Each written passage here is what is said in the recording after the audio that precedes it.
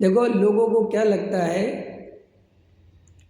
कि धर्म अगर करना है तो घर परिवार छोड़ो, मकान दुकान छोड़ो, खाना पीना छोड़ो, साधु बन जाओ तो धर्म करो। घर में रह के कैसे धर्म हो सकता है? घर में रह के धर्म नहीं हो सकता। धर्म क्या है, निर्णय हो सकता है। समझ में आया? घर में रह के छठवां सातवां गुणस्थान तो नहीं हो सकता, लेकिन चौथा और पांचवा तो हो ही सकता है। चौथा गुणस्थान क्या है? भोगों को छोड़ने का नाम चौथा गुणस्थान नहीं है। भोगों में से सुख बुद्धि छोड़ दी और ये निर्णय कर लिया कि ये भोगों से मैं सुखी नहीं हो सकता, चाहे जितने भोग भोगता रहूँ, ये मेरे सुखी होने का उपाय। ये निर्णय जीव ने कर लिया तो सम्यक दृष्टि है। अब तुम ये निर्णय नहीं कर सकते। और हमारे दिमाग में क्या भरा है कि जब ये निर्णय कर लिया कि भोगों में सुख नहीं है तो फिर भोग भोगना क्यों? ये एक गुत्थी हमें समझ में नहीं आती, बहुत लोगों को नहीं आती। समझ में? कई लोग ऐसा प्रश्न करते हैं कि या तो ढंग से संसारी जी लो या फिर ये सीधा धर्म कर्म कर लो। होता है कि नहीं? हम पंडितों के साथ बहुत ज़्यादा होता है, क्योंकि हमारी ज़िंदगी दोहरी ज़िंदगी दिखती ना लोगों को कि भाई तुम इतनी बढ़िया बातें करते हो, इतना बढ़िया सुनाते हो, इतना बढ़िया वो करते हो, फिर तुम साधु ही क्यों नहीं बन जाते हो? समझ में? ये कमाने धमाने का काय को चक्कर है, ये बाल बच्चों का चक्कर रखते क्यों? ये बात रियल में आदमी की समझ में नहीं आती कि चक्कर क्या है। ये चक्कर ये है कि हमारा ज्ञान और श्रद्धान तो सही हो गया, हमारा चारित्र सही नहीं हो रहा है। आ रहा समझ में कि नहीं? ज्ञान हमारा बिल्कुल निर्मल हो गया, हमें स्वप्न में भी अब संसार में सुख नहीं दिखता। हमारा श्रद्धान भी सही हो गया, हमें संसार में रंच मात्र भी रुपया पैसा मकान दुकान स्त्री पुत्र कुटुंब परिवार ये सुख के कारण दिखते ही नहीं, हम मानते ही नहीं। फिर कोई कहे जब मानते नहीं तो उनके बीच में रहते क्यों? रहते इसलिए है कि हमारा चारित्र कमजोर है। ये चारित्र क्या चीज है? चारित्र माने रमना। हम अपनी आत्मा में रम नहीं पा रहे, और आत्मा में गुण है चारित्र गुण। वो कहता है कि रमना तो तुम्हें पड़ेगा, उसके बगैर मैं कहाँ जाऊँगा। भाई तुमने श्रद्धा सही कर ली, तुमने ज्ञान सही कर लिया, अब जो चारित्र भाई साहब है, हाँ समझ गए?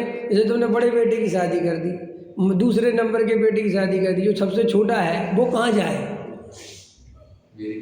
तो बाबा वो कहेगा ना कि भाई तू अभी छोटा है तो छोटे की व्यवस्था करो। भाई तू छोटा है तो मुझे स्कूल भेजो, पढ़ाओ लिखाओ, जो करना है करो। शादी तो दो भाई की हो गई कि भैया इसकी भी करनी पड़ेगी। ऐसे तीन गुण हैं आत्मा के। भाई एक ज्ञान, समझ में आया? एक श्रद्धा बड़ा बेटा है, ज्ञान दूसरा बेटा है। समझ में आया कि नहीं आया? और तीसरा जो है चारित्र का बेटा है। अब वो जो ज्ञान का बेटा है वो ही श्रद्धा को बदलता है, और वो ज्ञान का बेटा चारित्र का भी काम करता है। समझ में आया कि नहीं आया? लेकिन अभी वो चारित्र का काम नहीं कर पा रहा, अभी वो छोटा है, कमजोर है। वो कह रहे इसकी शादी कैसे कर सकते हैं? हो जाए तो फिर बढ़िया है।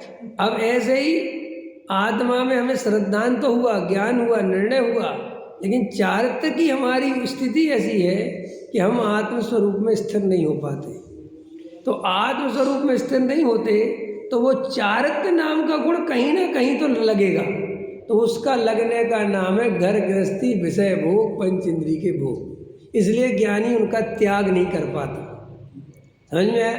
अंदर से सुख नहीं मानता, वो निर्णय उसे पक्का है कि इनमें सुख भुख है ही नहीं। देखो एक आदमी पैसा कमाता है, समझ में आया, लेकिन अंदर में श्रद्धा है कि ना मैं कमाने वाला, ना मैं इनको जोड़ने वाला, ना मैं इनका स्वामी, ना इनका मैं करता ना भोगता, और ये पैसे मेरे सुख का कोई कारण नहीं है।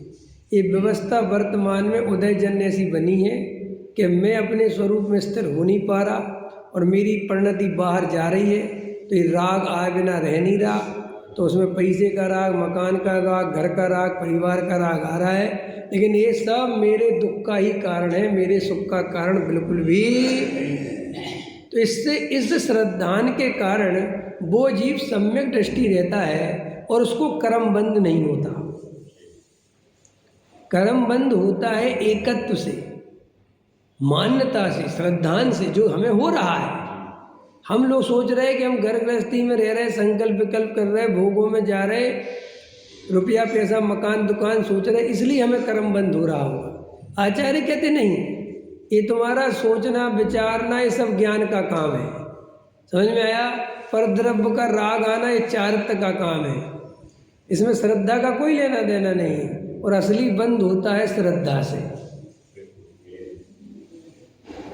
असली खेल श्रद्धा से है। आया समझ में? तो आचार्य कहते हैं, और श्रद्धा को तुम तत्व निर्णय से, भेद ज्ञान से, तत्व विचार से सुधार सकते हो। उसके लिए जाना कहीं नहीं है, बस शांति से बैठकर तत्व विचार करना है। क्या तत्व विचार करना है? क्या इस संसार में सुख है? निर्णय करो। क्या ये पर्याय, ये संयोग सदाकाल रहेंगे? निर्णय करो। क्या ये परद्रव्य से मैं सुखी होता हूँ? आज तक हो पाया? समझ में? ये अंदर में जो राग देश कसाय है, इनकी पूर्ति करने से क्या सुख मिलता है? कि प्रायश्चित और पश्चाताप ही मिलता है। भोगों को भोगने से पश्चाताप के अलावा कुछ नहीं मिलता। समझ में आया? निर्णय कर सकते हो। ये पैसा कमाने का भाव, करोड़पति बनने का भाव मुझे भले ही आ रहा है, लेकिन करोड़ों रुपए आ जाने पर भी मैं गारंटी से सुखी नहीं होऊंगा, क्योंकि कोई होता ही नहीं। तो फिर भाव क्यों आ रहा है? कि मैं अपनी आत्मा में स्थिर नहीं हूं, इसलिए आ रहा है। यू टर्न होता नहीं, यू टर्न। तो यू टर्न का मतलब होता है कि आपको ऐसा नहीं जाना है, आपको ऐसा जाना है। फिर आदमी ऐसा क्यों जाता है? ये दिल्ली में होता है ना, एक गलत फ्लाईओवर चढ़ गए तो फिर चलो भाई साहब 10-5 किलोमीटर। समझ में? अब अंदर तो श्रद्धा है कि मैं गलत जा रहा हूँ, मुझे यहाँ जाना ही नहीं, मुझे तो इस तरफ, लेकिन गाड़ी उठा के ऐसी तो नहीं रखी जा सकती ना। फिल्मों में तो हो जाता है, लेकिन रियल में तो नहीं होता है। अब वो ऐसा जा रहा, तो सबको जाता हुआ क्या देखेगा कि ये तो मेरठ जा रहा, लेकिन वो मेरठ जा ही नहीं रहा।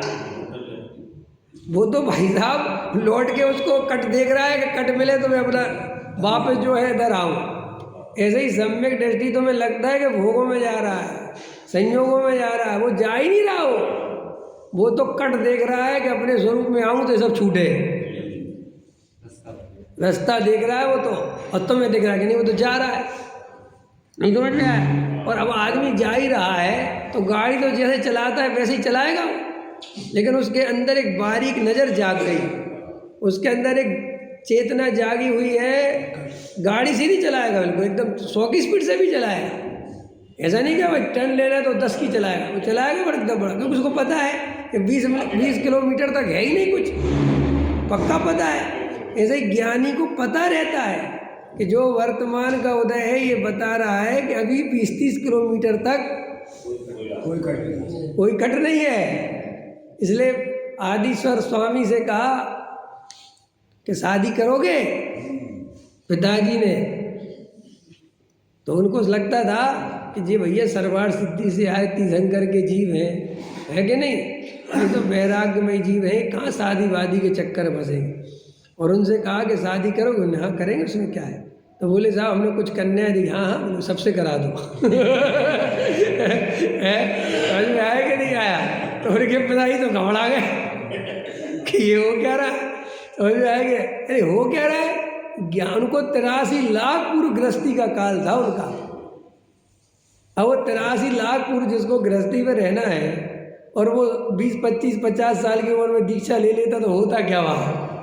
समझ में आया कि अरे भाई वो तो स्वरूप है ऐसा वस्तु का। तो ज्ञानी को ये ख्याल में आ जाता है अंदर में कि अभी मेरी दीक्षा लेने की परिणति नहीं है, वैराग्य नहीं उमड़ रहा है, स्वरूप में स्थिरता नहीं हो रही है, वो अपनी कमजोरी को अंदर से फील करता है। अब वो किसी को बता थोड़ी सकता है, क्योंकि तुम्हें तो मायाचार लगेगा ना। भाई मैं ये कहूँ ट्विंकल लाओ यार बढ़िया कुछ खिलाओ, कहोगे पंडित जी आप इतनी बढ़िया बात कर रहे हो, कहूँगे यार बैराग नहीं यार खिला दो, तो तुम्हें लगे पागल बना रहे, इसलिए मायाचारी सी लगती ना कि ये क्या है अंदर में, क्योंकि मैं अपना अंदर की जो स्थिति है मेरी वो आपको थोड़ी दिखा सकता हूँ। तो मैं कुछ नहीं कहूँगा, मैं आपसे शांति कहूँ लाओ आप धर्म की चर्चा कहोगे तो मैं अरे फालतू बात मत करो, क्यों? मैं अगर उस समय धर्म की बात करूँगा तो तुम मेरे को मायाचारी समझोगे कि देख लो धर्म की बातें कर रहे हैं और खाने में तो पूरे लगे हुए। इसलिए चौथे गुणस्थान वाले को चुप रहना चाहिए। और हमारी सबसे बड़ी गलती कि हम बोलते हैं क्योंकि चौथा गुणस्थान शांति का गुणस्थान है। समझ में आया कि नहीं आया है? अरे हम नहीं है तो और भी होंगे, हमारा तो तुम छोड़ो, हमारा तो गुणस्थान है ही नहीं कोई। समझ में आया? हम तो उदाहरण दे रहे कि वो चौथे गुणस्थान वाला इसलिए प्रवचन नहीं करता कोई धार्मिक उनमें, क्यों कि वो करे तो लोगों के मन में ये प्रश्न आता है कि जब आप इतना सब जानते हो तो फिर निकलते क्यों नहीं? और हमने तो इसमें बोला है ना कई दफे कि आत्मा की जिन्हें बात करनी चाहिए वे तो मंदिर बनवाने में लगे हैं, धर्मशालाएं बनवाने में लगे हैं, और जिन्हें धर्मशाला बनवाना चाहिए वे आत्मा की बात करने में लगे हैं। ये उल्टा है ना पंचम काल। अब भाई क्या करें, उनने हमारा काम पकड़ लिया तो हमने उनका पकड़ लिया। ऐसे ही हुआ कि नहीं? अब दो भाई थे, कपड़े की दुकान थी हमारी, समझ में आया कि नहीं आया, और भाई का दूसरा काम था, अब उनने कपड़ा ही खोल लिया भैया, तो हम भी क्या करते, फिर हमने उनकी दुकान भी हमने कहा लाओ हम भी रख लेते फिर माल है। ऐसे ही जगत में जो काम साधुओं को करना चाहिए, तो साधुओं का काम क्या है भाई? ज्ञान ध्यान तपो रखता, ज्ञान और ध्यान। बाहर निकले तो ज्ञान कराएंगे, तत्व सुनाएंगे, वस्तु स्वरूप बताएंगे, आत्मा की बात बताएंगे, या अपना ध्यान करेंगे। दो ही काम है मुनिराजों के। और गृहस्थों के बहुत काम है, मंदिर बनवाना, धर्मशाला बनवाना, स्वाध्याय करना, देव पूजा, गुरुओं की सेवा, ये सब गृहस्थों का। लेकिन हुआ क्या, साधुओं ने खुद ही व्यवस्था संभाल ली। उनने कहा तुम फ्री बैठो, मंदिर हम बनवाएंगे। तो हमने कहा जब तुम ही मंदिर बनवाओगे तो फिर आत्मा हम समझाएंगे। आत्मा तो किसी ना किसी को समझाना पड़ेगा ना।